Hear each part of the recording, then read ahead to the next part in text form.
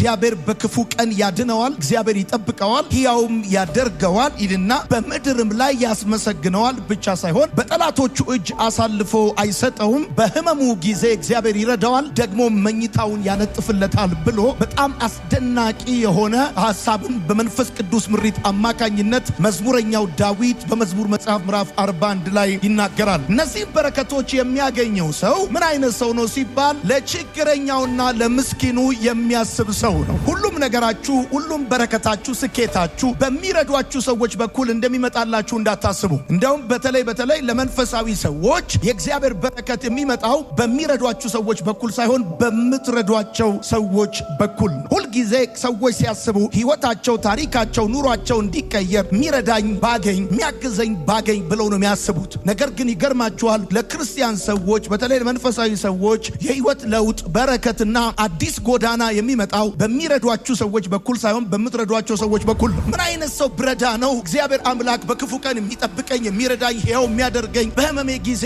የመኝታዬን የሚያነጥፍልኝ? ምስኪን ሰው ስረዳ ከሆነ ይሄ ምስኪን ሰው ምን አይነት ሰው ነው? ምስኪን ሰው ማለት ወዳጆቼ፣ ምስኪን ሰው ማለት እንደተሰበረ ቀስት የተሰበረ ሰው ማለት ነው። የተሰበረ ሰው ማለት ነው። ቅዱሳት መጽሐፍትና እስራኤላውያን ይህን ምስኪን ሰው የሚገልጹባቸው ብዙ አገላለጾች አሉ። መጽሐፍ ቅዱሳችሁ ውስጥ ቅዱሳት መጽሐፍቱ ስትመለከቱ ምስኪን ሰው ብሎ የሚናገረው እንደተሰበረ ቀስት የተሰበረ ሰው ነው። ውስጡ፣ መንፈሱ፣ ልቡ፣ ሕይወቱ፣ ኑሮ፣ ማንነቱ አንድ ወቅት ላይ አንድ ነገር ማድረግ የሚችል፣ ማሳካት የሚችል፣ መምራት የሚችል፣ ማከናወን የሚችል፣ መፈጸም የሚችል፣ ድል ማድረግ የሚችል ነገር ግን ደግሞ በሆነ አጋጣሚ ምክንያት ኃይሉን ያጣ፣ አቅሙን ያጣ፣ ፈንክሽን ማድረግ ያቃተው ማለት ነው። ስለዚህ እንደተሰበረ ቀስት የተሰበረ ውስጡ የተሰበረበት ሰው ማለት ነው።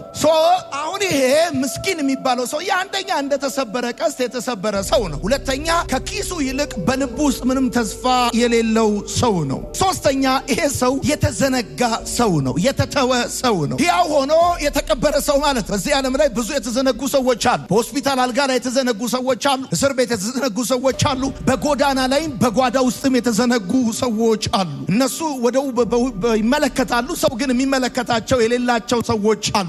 ይህን ምስኪን ሰው ብታስበው እግዚአብሔር በክፉ ቀን ይረዳሃል፣ ይጠብቀሃል፣ መኝታን ያነጥፍልሃል፣ እግዚአብሔር አምላክ በምድር ላይ ያስመሰግንሃል ብሎ ይናገራል። ስለዚህ ይሄ ሰው እንደተሰበረ ቀስት የተሰበረ ሰው ነው። ከኪሱ ይልቅ በልቡ ውስጥ ምንም ተስፋ የሌለው ሰው ነው። የተዘነጋ ሰው ነው። የተተወ ሰው ነው። እሱ ብቻ አይደለም። ይሄ ሰው አራተኛ የተጣለ ሰው ነው። በጓደኛ፣ በቤተሰብ፣ በብዙ አቅጣጫ የተጣለ ሰው ነው።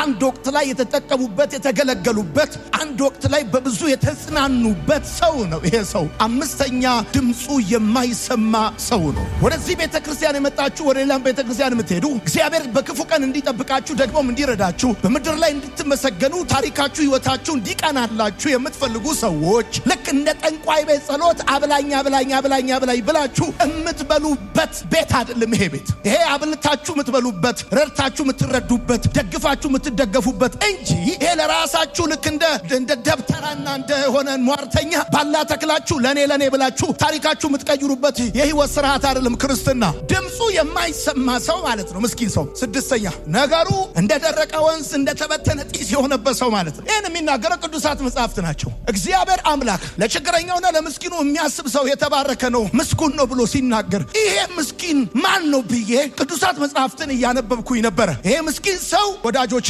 ነገሩ እንደደረቀ ወንዝ የደረቀበት፣ እንደተበተነ ጢስ የተበተነበት፣ አንድ ወቅት ላይ የሚጠጣ የሚበላ የነበረው፣ አንድ ወቅት ላይ የሚታይ የሚያስ ነገር የነበረው፣ በሆነ የሕይወት አጋጣሚ ግን ነገር ከእጁ የተበተነበት፣ ነገር ከቤቱ የደረቀበት፣ በብዙ የሕይወት መንገድ ውስጥ ባልተጠበቀ ሁኔታ ውስጥ የገባ፣ አንድ ወቅት ላይ እስከ አፍ እስከ ገደቡ የሞላ የነበረው፣ ማንም የማይደፍረው የነበረ፣ ነገር ግን ሕይወት ውጣ ውረድ አለውና አንድ ወቅት ላይ ያ ኃያል የነበረ አሁን የደከመ ሰው፣ ይህንን ሰው የሚያስብ ሰው፣ ይህንን ሰው የሚያስታውስ ሰው፣ ይህንን ሰው የሚረዳ ሰው እግዚአብሔር በክፉ ቀን ይጠብቀዋል፣ ይረዳዋል፣ ሕያው ያደርገዋል፣ በጠላቶቹ እጅ አሳልፎ አይሰጠው። ይህ ምስኪን ሰው እግዚአብሔር በቅርበት የሚመለከተው ሰው ነው። እግዚአብሔር በቅርበት የሚመለከተው ሰው ነው። በጣም የሚገርማችሁ እግዚአብሔር በጣም አቴንሽን ሰጥቶ የሚከታተለው የሚያዩ ሰው ነው። አንድ ሰው ምስኪን ነው ማለት በቃ ዝም ብሎ አቅመ ቢስ ነው ማለት ብቻ እንዳይመስል። አንድ ሰው ምስኪን ነው ማለት አንደኛ እግዚአብሔር በቅርበት የሚመለከተው ሰው ነው። ሁለተኛ የተጣለ ነው፣ የተዘነጋ ነው፣ በልቡ ምንም ተስፋ የሌለው ነው ብቻ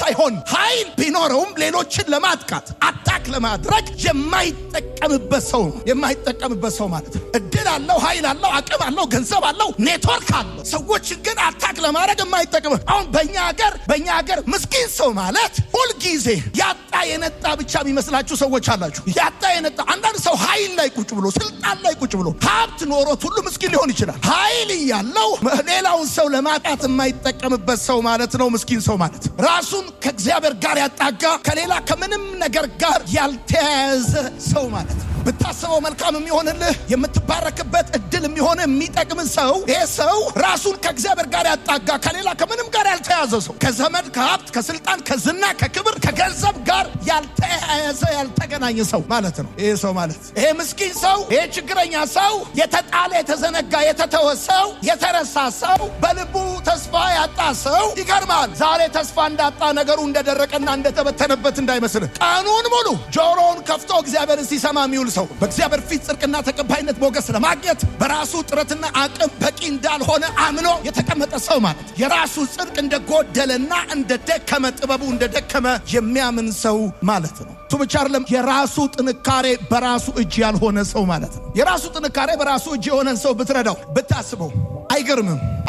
በአጭር አማርኛ ታይሰንን ብታስበው አይገርምም? መንጋጭላን ያጣምምልህ ይሰማል። 99 ትናንሽ ነው የሚያደርግህ፣ እንደ መረብ ኳስ ነው የሚያፈርጥህ። አሁን ምስኪኑ ሰው ማለት የራሱ ጥንካሬ በራሱ እጅ ያልሆነ ማለት ሌላው ሲበረታ ብቻ የሚበረታ ሌላው ሲፈቅድለት ብቻ የሚኖር ሰው ማለት ነው ይሄ ሰው ማለት። ወዳጆቼ ቅዱሳት መጽሐፍት ሲናገሩ እንደዚህ ይላሉ ስለዚህ ሰው። በማህበረሰቡ ጠርዝ ላይ ያለ ቢመስልም በእግዚአብሔር ልብ ውስጥ ግን መሀል ላይ ነው ይሄ ሰውዬ። በማህበረሰቡ ዘንድ መጨረሻ ያለ ቢመስልም በእግዚአብሔር ዘንድ ከፊት ነው ይሄ ሰው። አለባበሱ ምስኪን ነው። የራሱ ጥንካሬ በራሱ እጅ አይደለም። ይቀድማል። ምናልባት በቤተ ክርስቲያኑ ጠርዝ ላይ ያለ ይመስላል።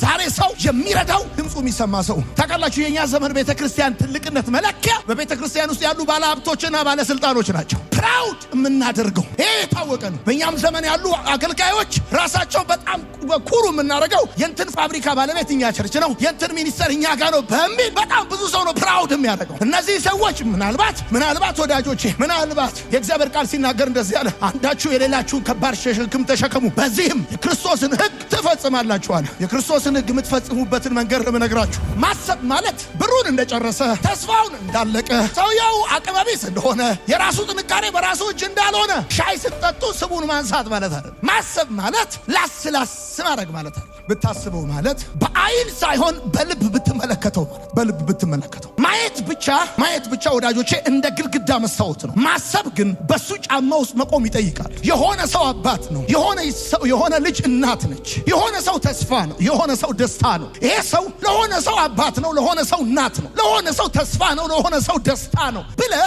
በሱ ጫማ ውስጥ ገብተህ ብትቆም ነው። በተዘነጋው በተተወው በተረሳው በተጣለው በዛ ሰው ጫማ ውስጥ ገብተህ ብትቆም እግዚአብሔር በክፉ ቀን ይጠብቃል። በጠላቶች እጅ አሳልፎ አይሰጥህም። ገብቷል? ክርስትና አታወሳስበው፣ ሲምፕል ነው። ክርስትና is all about love። ማሰብ ማለት እንባን መቀላቀል ማለት ነው። እንባን መቀላቀል ማለት ማሰብ ማለት ወዳጆቼ ከሩቅ ቆመ እንዴት ያሳዝናል ብለህ ማለት አይደለም። በጣም ያሳዝናል። በጣም ምስኪን ነው ይሄ ሰው እኮ ከ10 ዓመት ከ15 ዓመት በፊት በጣም ጃይንት ነበረ፣ በጣም ትልቅ ቢዝነስማን ነበር፣ ሰክሰስፉል አገልጋይ ነበረ፣ የሆነ ቸርች ውስጥ ያገለግል ነበረ ሳይሆን ከሩቅ ቆመ እንዴት ያሳዝናል ብለህ ማለት አይደለም። አብረ ተንበርክከ እንባህን ከሱ እንባ ጋር መቀላቀል ማለት ነው ይላል መጽሐፍ። እንባህን እንደተሰበረ ቀስት የተሰበረውን እንደ ቅጠል የረገፈውን የወደቀውን የተረሳውን የተዘነጋውን እዛ መረሳት እዛ መዘንጋት ውስጥ እያለቀሰ እያነባ ነው። አንተም አብረኸው ተንበርክከ እንባህን ከእንባው ጋር ብትቀላቅለው ማለት ያንተ እንባና የሱ እንባ ቢቀላቀል ማለት ነው። አብረኸው ብታዝን ማለትም ብቻህን አይደለህም ብትለው መጽሐፍ ሲናገር እንደዚህ ያለ ሳኦል እንደሞተ ወሬኛ ለዳዊት ሊነግረው መጣ። ከዛ ሰማ ዳዊት። አመስግኑ የምስጋና ቀን ነው አላለም። እናንተ የእስራኤል ቆነጃጅት ወርቀ ዘቦ ያለብሳችሁ ለነበረው ለሳኦል አልቅሱለት። ዛሬ የድል ቀን አይደለም፣ ዛሬ የሐዘን ቀን ነው። ኃያላን እንዴት ወደቁ! ዮናታንና ሳኦል እንደ ንስር ፈጣን እንደ አንበሳም ብርቶች ናቸዋል። እግዚአብሔር አምላክ አገኘሁት ቀባሁት ያለው ሰው እንኳን አይደለም ወዳጁ ጠላቱ ሲሞት ለቅሶ የሚያለቅስ ገብቷል፣ ሐዘን የሚቀመጥ ሰው ነው። ዳዊት እንደዚህ አይነት ሰው ነው። አልቅሱለት ወርቀ ዘቦ ያለብሳችሁ ለነበረው ለሳኦል። ሳኦል ለዳዊት የልመና እንጀራ እንዲበላ ነው ያደረገው። ሳኦል ለዳዊት ሞቱን እንዲነፍቅ ነው ያደረገው። ሳኦል ዳዊትን እንዲከራተት ነው ያደረገው። ግን የወደቀና የሞተ ቀን ሳኦል ዳዊት እንደዚህ ያለ አልቅሱለታል። ገንዘብ ከኪሱ ተስፋ ከለብሱ የጨረሰን ሰው፣ የወደቀን ሰው፣ የተጣለን ሰው፣ የተረሳን ሰው፣ የተዘነጋን ሰው አግኝተኸው አለ አይተኸው ብታልፍ አይደለም ከልብ ብትመለከተው ከዛስ እንባህን ከንባው ጋር ብትቀላቀል ተንበርክከ አብረው ብታለቅስ ወድቋል ተንበርክቋል አንገቱን ደፍቷል አንተም አብረው ብታለቅስ እግዚአብሔር በክፉ ቀን ጠብቃል። ማሰብ ማለት ወዳጄ ከትርፍ ሳይሆን ከራስ ቀንሰ መስጠት ማለት ነው። ማሰብ ማለት ብዙ ጊዜ ለምስኪን ሰዎች ከትርፋችን እንሰጣለን። ነገር ግን ማሰብ ከዚህ በላይ ነው። ማሰብ ከትርፍ መስጠት አለ። ከራስ እንጀራ ቆርሰ መስጠት ነው። ከራስ ጊዜ ወስደ ከሱ ጋር መቀመጥ ነው። ከራስ ክብር ወርደ አንተ ከኔ ትሻላለህ ብለ ማለት ነው። ማሰብ ማለት ነግራቸዋለሁ። ብዙ ጊዜ ለምስኪን ሰዎች ከትርፋችን መስጠት ኖርማል። ማሰብ ማለት ግን ከዚህ በላይ ነው። ከራስ እንጀራ ወርሰ መስጠት ነው። ከራስ እንጀራ ከምትበላው ከራስ ጊዜ ወስደ ከሱ ጋር መቀመጥ ነው። ከራስ ክብር ወርደ አንተ ከኔ ትሻላለህ ብለ ማለት ነው። በግል ፕሮስፐር የምታረግበት መንገድ ነው የምነግርህ። ህይወትህ፣ ታሪክህ፣ መንገድ የሚቀናበትን መንገድ ነው የምነግርህ። ስኳርህ የሚቀንስበት፣ ደም ምናምን ይሄ በትክክል ሚስት የሚመላለስበት መንገድ ነው እየነገርኩህ ያለሁት። ማሰብ ማለት ጸጥታውን መስማት ማለት ነው። ምስኪኑ ብዙ ጊዜ ድምፁ አይሰማም። ድምፁ በህዝብ፣ በባለሀብት፣ በባለስልጣንና በጉልበተኞች ጩኸት የተሸፈነ ነው። ምስኪኑ ብዙ ጊዜ እርዳኝ አይልህም፣ እርዱኝ አይልም። አሁንም በህይወት አለው፣ አሁንም ተስፋ አለኝ ነው የሚለው። ለችግረኛውና ለምስኪኑ የሚያስብ ሰው ማለት የምስኪኑ ሰው ድምፅ ከጩኸት መካከል የሚሰማ ማለት። ማሰብ ማለት እስከሚያልፍ ድረስ አለመተው ማለት ነው። ብዙ ጊዜ ምስኪኑ ሰው ለጊዜው ይረዳሉ፣ ከዛ ይረሳሉ። ነገር ግን ምስኪኑ ሰው ማሰብ የረዥም ጊዜ ጉዞ ነው። የረዥም ጊዜ ጉዞ ነው። ምስኪኑን ሰው ማሰብ የረዥም ጊዜ ጉዞ ነው። እስከሚያልፍ ድረስ አለመተው ማለት ነው። እስከሚያልፍ ያ ተስፋ መቁረጥ፣ ያ ሐዘን፣ ያ የልብ ስብራት፣ ያ ባዶነት፣ ያ ብቸኝነት እስከሚያልፍ ድረስ አለመተው ማለት ነው። ማሰብ ማለት ምናልባት እኔ ልሆን እችል ነበር ማለት ነው። በህይወት ውስጥ ትንሽ ብትሰናከል አንተም ምስኪን ትሆን ነበር። ትንሽ ለትንሽ ነው ያመለጥከውና የቆምከው። አንተም ለትንሽ ብትሰናከል፣ ትንሽ ብትገፋ፣ ትንሽ ብትረሳ፣ ትንሽ ብትደናቀፍ አንተም እንደዛ ሰው ምስኪን ትሆን ነበር። ምናልባት እኔ ልሆን እችል ነበር። እኔ እዚህ አመጣኝ ችሎታ አይደለም። ትንሽ ተደናቅፌ ቢሆን ኖሮ አረቄ ቤት ነበርኩ። ትንሽ ባልታገዝ ኖሮ እዛው ጫኝና አውራጅ እየጠበቅኩ ነበር። እቤት የጅቡቲና እንትን መኪና የፈለግ ጫኝና አውራጅ ትሆን ነበር ወይ ሰካራም ትሆን ነበር። ትንሽ አንተ ልትሆን ትችል ነበር። ዛሬ እንደፈለግ አማርጠ ትበላለህ፣ አማርጠ ትለብሳለህ፣ ጊዜ እንድወስድ ትላለህ፣ ዚዛ ትላለህ። ትንሽ ብትሰናከል ግን ያ ጎዳና ላይ የወደቀው ያ እንደተሰበረ ቀስት የተሰበረው ያ እዛ ሰፈር ሆኖ የቀረው ስልኝ ሰው አንተ ትሆን ነበር። እናልሰው አለ ታውቃለህ። ሊያማህ ሲፈልግ በጸሎት ርዕስ ነው የሚያማህ። ወገኖቼ እስቲ እንጸልይለት፣ ጥሩ ሁኔታ ውስጥ አይደለም ያለው ይለና ለተንበረከኩት ሁሉ ያቀብላል። ወገኖቼ ሲነሱ አንተን አያርገኝ ከተንበረከኩበት። ማሰብ ማለት መልሶ ሲነሳ ማየት ማለት፣ ከወደቀበት ሲነሳ፣ ከገባበት ጨለማ ሲወጣ፣ እንደገና ተስፋው ሲታደስ። እኔ እንዲህ ብዬ ጽፌያለሁ፣ ከጻፍክ ደስ ይለኛል። የምስኪኑ ሰው ትንሣኤ የራሳችን የተስፋ ምልክት ነው።